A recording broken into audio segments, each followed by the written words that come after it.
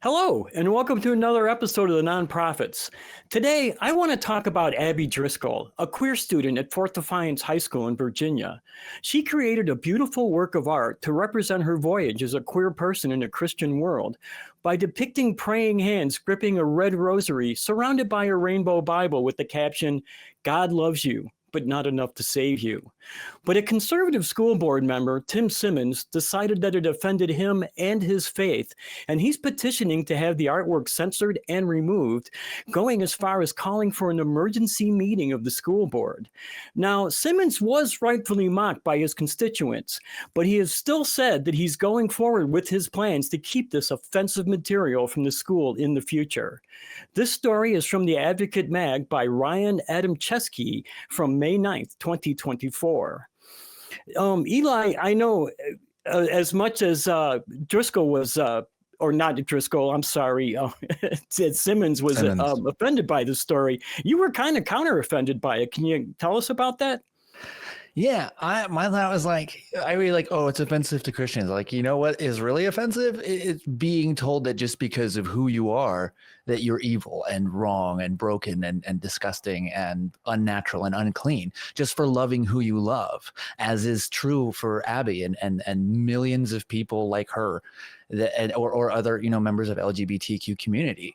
That's pretty offensive. And it's pretty offensive to be taught from toddlerhood that this all-powerful master of the universe that created everything exactly the way it is, loves everybody except for you. I'm glad that he's offended. I hope she does it again. And then I hope she offends me so that I can examine that and learn something about myself and be better.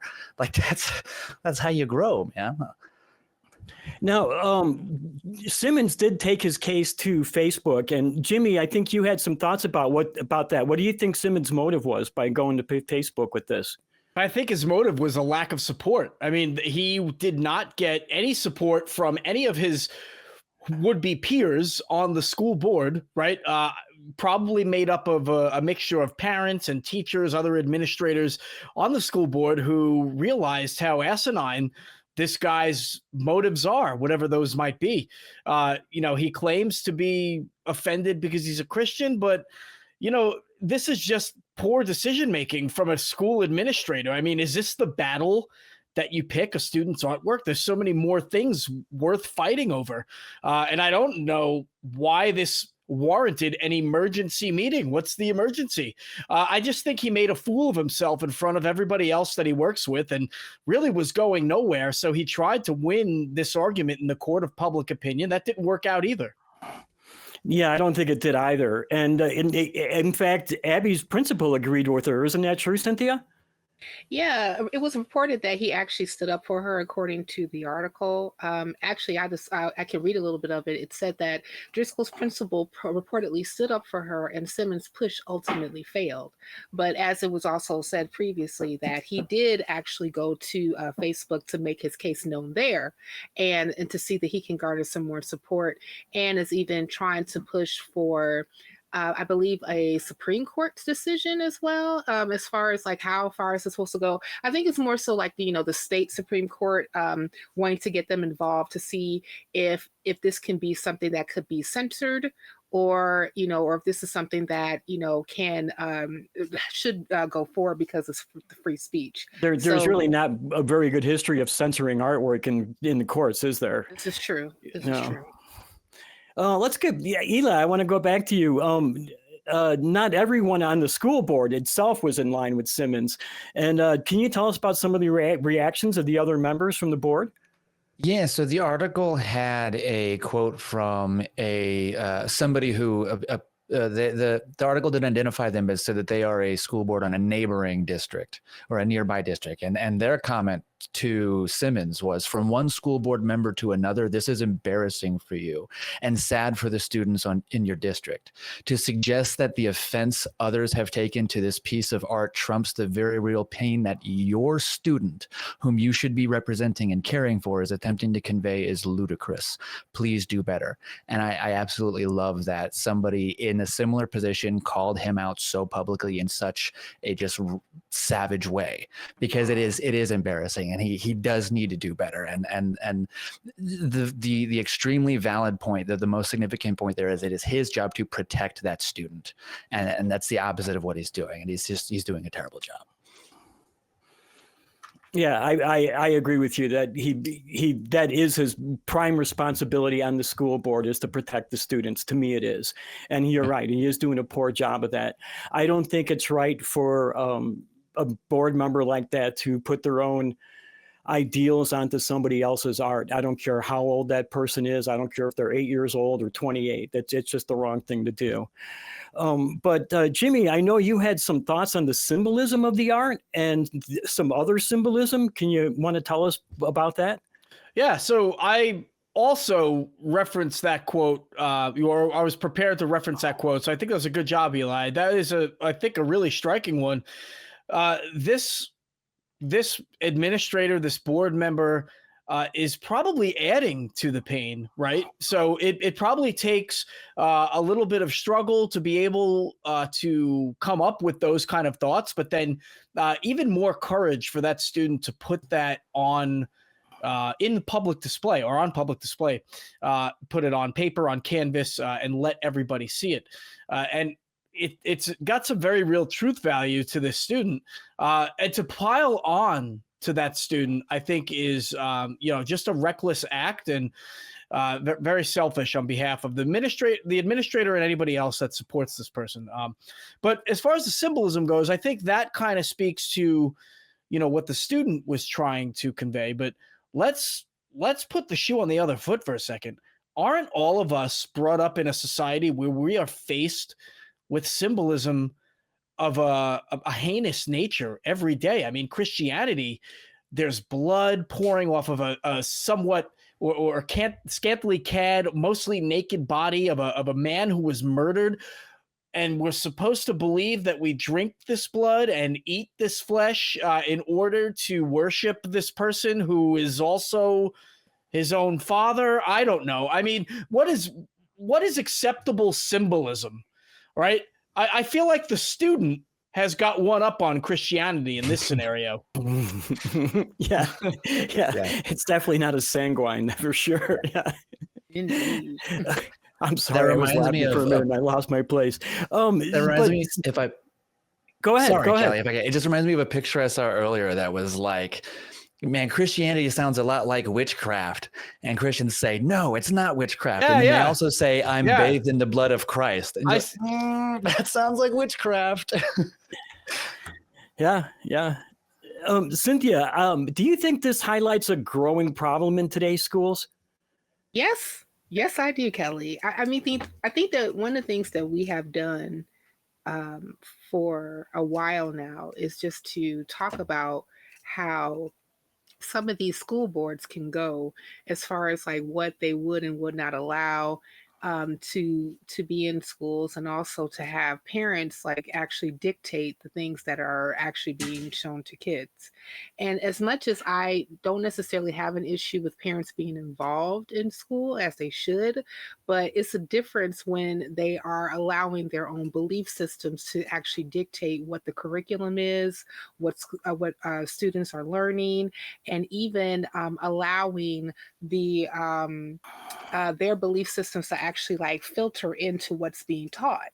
And we even see this like, with the growing controversy on book banning, and also people saying certain books, if you're teaching anything that's dealing with American history that they consider critical race theory, or anything that's talking about LGBTQIA experience, as woke, and we got to get rid of it, right?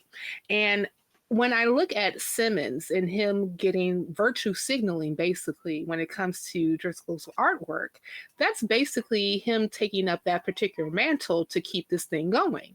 And I'm glad that there was others that actually called him out on his shenanigans. And I'm glad that this principal actually stood up for the artist. But unfortunately, this is not the narrative that we are seeing across the country. And we're actually seeing more and more of an erosion when it comes to how students are able to express themselves in order for them to be able to get the representation that they deserve because of their different experiences all because of this ideology when it comes to Christian nationalism and schools themselves. What do you think we can do to reverse that cycle? Well, I think that one of the things that has to happen is that we need to reestablish that line between church and state. School, especially public school, it should be a state matter. And the curriculum should be also dictated by the state. No type of ideology when it comes to Jesus, God, Allah, Muhammad, Buddha, Hare Krishna, etc., should be in the fray. Unless you're talking about maybe like world history and also how different cultures have adopted different religions and how they came about. I'm fine with that. But it's a whole different thing when we are blurring those lines between church and state and allowing those particular ideologies to come into curriculums. And this should never be. And another thing that has happened through Christian nationalism is that these parents are emboldened because of different wins that has happened, especially with book banning, to go into the schools and say, hey, I don't want this to be displayed. I don't want that displayed. I don't want little Susie learning about, American history when it talks about slavery. I don't want little Jimmy, no offense, Jimmy, to learn more about the LGBTQ experience. I mean, these are the things that are happening, and parents really should not be involved in that particular way, because a lot of times when we're examining these things, they're actually being influenced by their belief instead of actually what is constituted as a well-rounded education for their children. One of the problems we've had with our school system in Michigan is the Proud Boys organization was going after small local elections, and they were targeting school boards a lot. Now the organization as a whole has fallen apart since its leaders all have been imprisoned. But the people who were part of that organization are still there. They're just not calling themselves the Proud Boys anymore. And we're still having the problem here in Michigan. And I think because they're not calling themselves the Proud Boys anymore, I think they're getting away with it more, which is really a sad thing too. So one of the things I wanted to ask the whole panel though was, isn't it sort of like the function of the artist to bring upon, to show these things that are wrong with our society? Yes. To get people to think about things, even Absolutely. if some people, right? Even if some people find it offensive. And I right off the top of my head, I think of Lenny Bruce. So, I mean, Jimmy, what? Give us your thoughts on that. I'm going to get everybody down the line. So, hey, look, this guy, if he had any facts on his side, wouldn't need to be offended at all. This student brought out the perfect opportunity for anybody who has a critique of this artwork, who disagrees with the message, to say, well, here's why you're wrong. But that's not something that can happen, right? So just to reiterate, the artwork said, God loves you, but not enough to save you. And that just hints at the idea, or blatantly spills out the idea, that there are atrocities happening every day and there is not a God doing anything. And you know what? There isn't a single Christian that has a leg to stand on, or Muslim or Hindu, that has a leg to stand on in countering that argument. Instead, they have to get offended. And, this is the perfect opportunity to state your claim and defend your faith. This is the atheist community of Austin. We do 3 call-in shows every week, and you have your opportunity to come in and state your claim, make your case. Why is this so offensive, and why is it untrue? And that artist did a great job of bringing that about. And I think that if there was no controversy, maybe it would be less successful. I don't know. That might be a little bit of a harsh critique, but the fact that there is controversy about it makes it so successful. And I think that that's great on part of the student. Again, I'll say having the courage to go ahead and put that on public display and stand behind it is something that's admirable for this kid. Eli, what are your thoughts on that? I completely agree with Jimmy. I think that the fact that it offended somebody makes it better art. I don't know anything about art, but I think the fact that somebody is having an emotional reaction to it is the point. I think an artist's purpose, the purpose of artists, to get that emotional reaction. And that's why I said earlier, I hope she does something later on that offends me so I can examine that, because when we can examine those things, we can figure out how to make the world more comfortable for everybody. And make it a better just place. like, yeah, make it a better place and just make it better. And when, because Tim Simmons is worried about being offended, and Abby Driscoll is worried about, the people are telling her that she's going to be tortured for eternity and that there's nobody can save her. And he's like, well, we're worried about how offended I am. But she's like, well, we're not on the same level here. And when the people, you can't expect people that are in a worse position than you to care about your suffering until they don't have to catch up to you anymore. And then when you're on the same level, then you can worry about, let's improve our situation. Yeah, that sounds great. Cynthia, your thoughts? Yeah, I was in the corner actually humming "Heal the World" by Michael Jackson, but that's neither here nor there. But he said make the world a better place, so that's what actually brought that up. Cool. That image invoked, who was also a great artist, but I digress. Art, guys, is supposed to be provocative. It's supposed to be provocative. It's supposed to invoke emotion. It's supposed to invoke thought. It's supposed to make you examine what is the message that's being portrayed in the said art that you're looking at or experiencing. And art comes in a lot of different mediums, right? It comes in music, it comes in paintings, it comes in drawings, it comes in dance, it comes in a lot of different areas that you are actually looking at the artists, and they are portraying basically what's in their hearts, what's in their minds, and they want to communicate the message that they're giving to you through their art form. And that's what Abby did. She took her particular skill set and then she made her piece with the rosary surrounded by rainbow pages of the Bible and said that God loves you, but not enough to save you.